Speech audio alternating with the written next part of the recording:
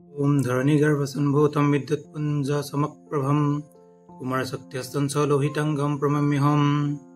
नमस्कार प्रिय बंधुসকল, মোৰ ইউটিউব চেনেল এষ্ট্ৰছৰ সকলোকে স্বাগত জনাইছো। আজি মই এটা বিশেষ ভিডিঅ' লৈছো, যেহেতু জেঠ মাহৰ 19 তাৰিখ, ইংৰাজী জুন মাহৰ 2 তাৰিখে মংগল গ্ৰহ, যেহেতু বিশ্ব ব্ৰহ্মাণ্ডৰ ভিতৰত শক্তিশালী গ্ৰহ হৈছে মংগল গ্ৰহ। যেহেতু মংগল হৈছে শক্তি, মানুহৰ শক্তি, তেজৰ যিবিলাক সঞ্চাৰণ কৰে, গতিকে সেই মংগল গ্ৰহ বৰ্তমান মীন ৰাশিত আছে। মীন ৰাশিৰ পৰা মেঘ ৰাশিত প্ৰৱেশ কৰিব, আৰু মেঘ ৰাশি হৈছে মংগল গ্ৰহৰ নিজৰ ঠাই, নিজৰ ঘৰ। যেতিয়া গ্ৰহই হওক বা মানুহে হওক নিজৰ ঘৰত থাকে, তেতিয়া কোনো কাৰণত কম নহয়, সৰু নহয়, সদায় উচ্চ ভাৱ থাকে। উচ্চ ভাৱ 80% ফল দিয়ে, তুংগ হ'লে 100%, স্বগৃহী নিজৰ ঘৰত স্বৰাশি বুলি কয়, 80% ফল দিয়ে। গতিকে নিজৰ ঘৰত থকাৰ লগে লগে মংগলে সকলোৰে কাম নাম এইবিলাকত আগবঢ়াই দিব। যিহেতু মংগল হৈছে সেনাপতি গ্ৰহ, ৰাশি পৰিৱৰ্তন হৈছে। ৰাশি পৰিৱৰ্তন হোৱাৰ লগে লগে নিজ ৰাশিত যেতিয়া যাব মংগলৰ ওপৰত আৰু এটা কথা, শনিৰ দৃষ্টি থাকিব। শনিৰ তৃতীয় দৃষ্টি, যিহেতু শনি এতিয়া কুম্ভ ৰাশিত আছে। কুম্ভ মীন মেঘ তৃতীয় থাকিব দৃষ্টিটো, মানে দেখা পাব। শনিয়ে তৃতীয় আৰু দশমত দেখা পায়, দৃষ্টি দিয়ে। গতিকে যেতিয়া ফলবিলাক আমি যদি চাওঁ, ফলবিলাক যেনেকৈ নিজৰ ঘৰত থাকিলে ফল দিয়ে, এনেকৈ দৃষ্টিবিলাকতো ফল দিয়ে। যেনেকৈ আপোনাৰ ঘৰৰ সন্মুখত কি কৰিছে, কোন আহিছে, কোন অহা নাই, সকলো আপুনি গম পাই থাকে। ঠিক তেনেকুৱাকৈ গ্ৰহবিলাকত চিধাকৈ দেখা পায়, আৰু নিজৰ এটা ঠাই থাকে, সেই ঠাই হিচাপতো দেখা পায়। শনি তৃতীয় দশম, ৰবি সপ্তম, তেনেকুৱা মংগল আপোনাৰ চতুৰ্থ অষ্টম, এনেকৈ তাৰমানে বৃহস্পতি পঞ্চম নৱম, এনেকৈ মানে দেখা পায়। গতিকে শনিৰ কাৰণে আৰু বহুখিনি উন্নতিৰ যুগ আছে। যেতিয়া গ্ৰহ এটা বহুত দুৰ্বল হয় বা নিজকে থাকিলে যিকোনো গ্ৰহ এটাই আকৌ যদি দৃষ্টি দিয়ে, তেতিয়া ফলবিলাক বেলেগ দিয়ে, বহুত ভাল ফল দিয়ে। গতিকে যিকোনো গ্ৰহৰ দৃষ্টি পৰাৰ লগে লগে গ্ৰহটো বলি হৈ যায়, ভাগ্য উদয় হোৱাৰ যুগ। আগৰ যিহেতু গ্ৰহবিলাকৰ কথা মই দি দিছোঁ আগতে, মংগলৰ শনি যেতিয়া বলৱান হয়, মানুহৰ ধন ধান, টকা পইচা, মান সন্মান, বিদ্যা বুদ্ধি, গতিকে এইবিলাকত সকলোতে আগবাঢ়িব পাৰে। গতিকে সেনাপতি গ্ৰহ মংগলে আৰু শনিয়ে, প্ৰজাপতি গ্ৰহ হৈছে শনি, প্ৰজাপতি আৰু সেনাপতি একেলগে লগ হ'ব। লগ হোৱা মানে কি, যদি একেলগে নাথাকে দৃষ্টি দিয়া মানে একেলগে লগ হোৱা বুলি গম পোৱা যায়। 9টা ৰাশিৰ অতি শুভ, বাকী ৰাশিকেইটাও মধ্যম বুলি ক'ব পাৰি, বেয়া নহয়।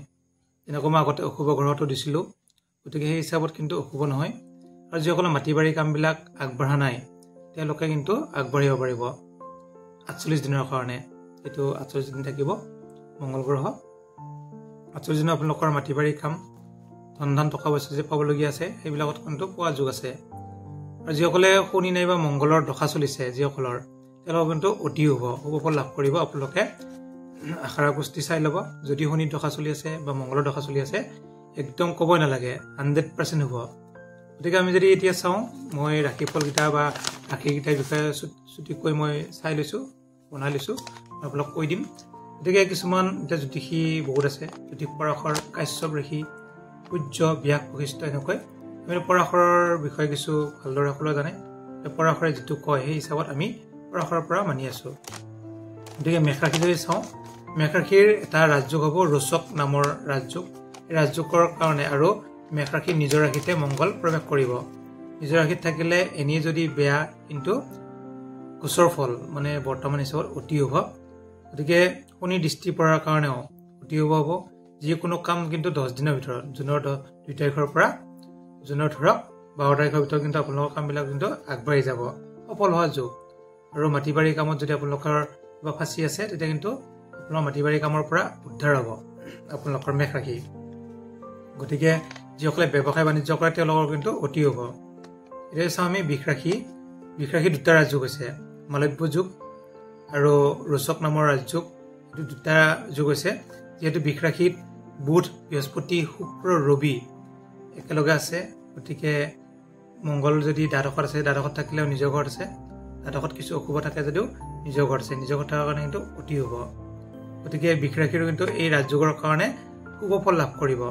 নিজৰ ৰাশিত থকা 4টা গ্ৰহ থকাৰ কাৰণে কিছু অশুভ যদিও মংগলে কিন্তু শুভ ফলে প্ৰদান কৰিব। মিথুন ৰাশি যদি চাওঁ একাদশত আছে। একাদশত মানে কি হয় ৰাশি পাপগ্ৰহ ৰাশিত পাপগ্ৰহবিলাকে তাৰমানে কি হয় বলৱান হয়। গতিকে যিসকল বেপাৰী আছে বেপাৰ বাণিজ্য কৰে, ইঞ্জিনিয়াৰ আছে মাটি বাৰীৰ কামত যিবিলাকে লাগি থাকে, বিল্ডাৰ আছে, এইবিলাকক কিন্তু অতি শুভ। আপোনাৰ কিন্তু মাটি বাৰীৰ ক্ষেত্ৰত শুভ ফল লাভ কৰিব আপোনালোকেও। এতিয়া হৈছে আমি কৰ্কট ৰাশিৰ যিহেতু কৰ্মঘৰ আছে দশমত, কৰ্কট ৰাশিৰ দশমত আছে। দশম মানে কৰ্মঘৰ থকাৰ কাৰণে চাকৰি কিন্তু প্ৰমোচন যুগ আছে। ডাঙৰ ডাঙৰ ইণ্ডাষ্ট্ৰী এইবিলাকত মানে চাকৰি পাব। যিসকলে চাকৰি পোৱা নাই সোনকালে পাব। গতিকে সোনকালে এপ্লাই কৰক। এপ্লাই কৰিলে কিন্তু আপোনালোকে কিন্তু জুনৰ পৰা জুলাইৰ ভিতৰতে আপোনালোকৰ চাকৰি পোৱা যুগ আছে বা যিকোনো ক্ষেত্ৰত আগবাঢ়িব পাৰিব, প্ৰাইভেট চাকৰি হওক চৰকাৰী চাকৰি হওক।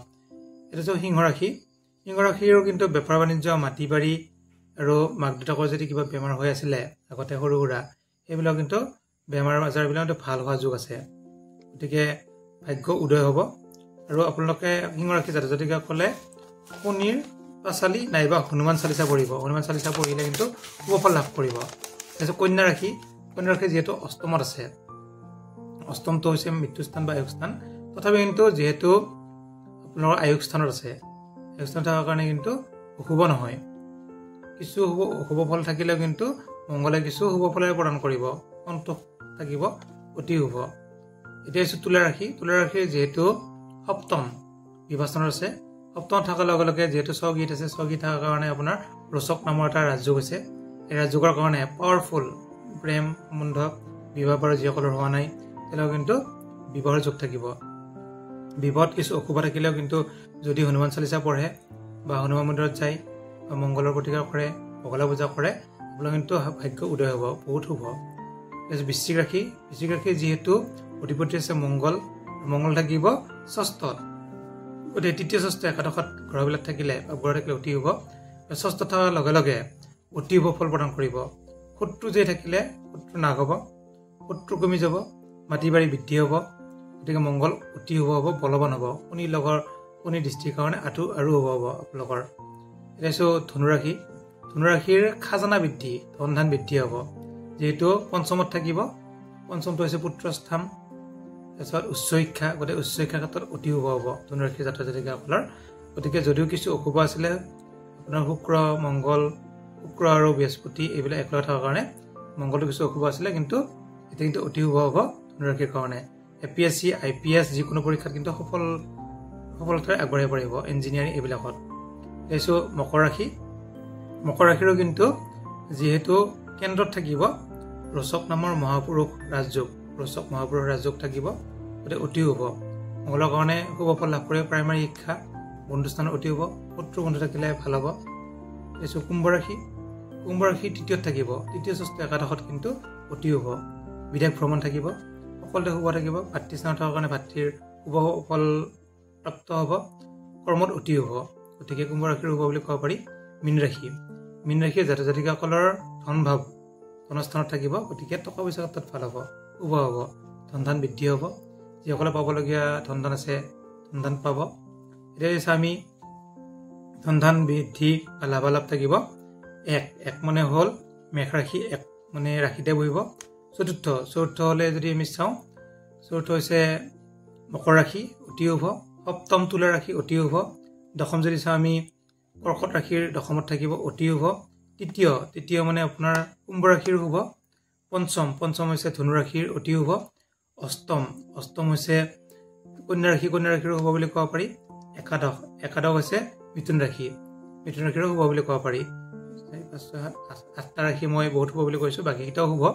গতিকে এইকেইটাৰ কিন্তু অতি শুভ। আৰু আপোনালোকৰ মই দৈনিক ৰাশিফল দি থাকোঁ।